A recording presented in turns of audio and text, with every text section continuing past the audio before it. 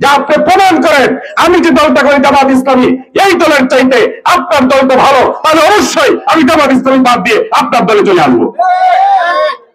কিন্তু তিনি সেটা প্রমাণ করতে পারেন নাই, কিন্তু আমাকে শুধু মিথ্যা মামলা দিয়ে হয়রানি করেছেন, উপজেলা পরিষদ দায়িত্ব পালন করতে দেন না।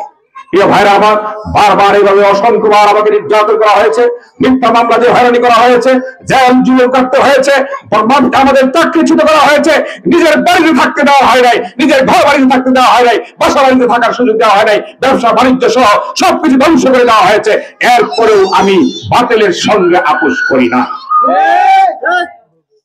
যদি আমি আপোষ করতাম তাহলে এই এত কষ্ট করার প্রয়োজন হতো না, এবং টাকা পয়সাও তারা দিত।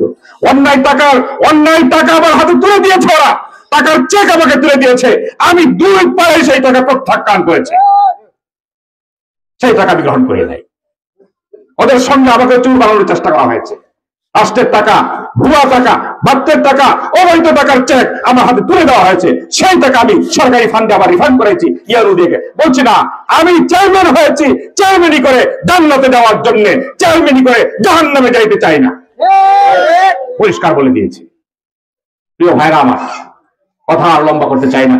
আমি চাই যে আমরা যারা এখানে আছি আমরা সবাই ভালো থাকতে চাই। হিংসাহিংসির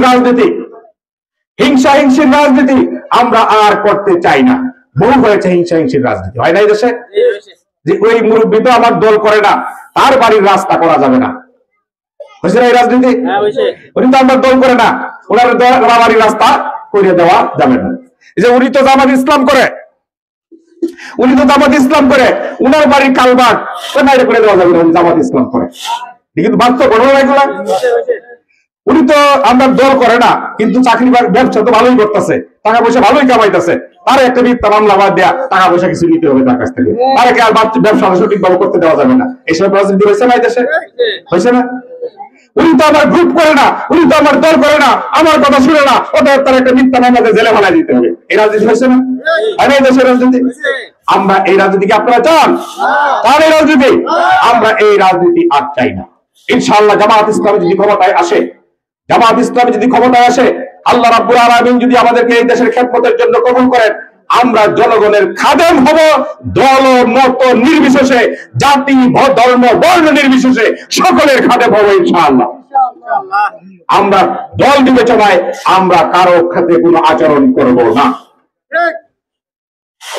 দল বিবেচনায় যদি আচরণ করা হয়, ওনার বাড়ির আমার দল করে না এই জন্য যদি সরকারি রাস্তা ওনার বাড়িতে করা না হয়, এটা কি হবে? জুলুম। এটা কি হবে? জুলুম। এই জুলুম আল্লাহ হারাম করে দিয়েছেন কিয়ামত পর্যন্ত। জুলুম কিয়ামত পর্যন্ত কি হারাম, এই কাজ করা যাবে না। অতএব আমরা একটা নতুন ধারার রাজনীতি সৃষ্টি করতে চাই, একজন বৃদ্ধ মানুষ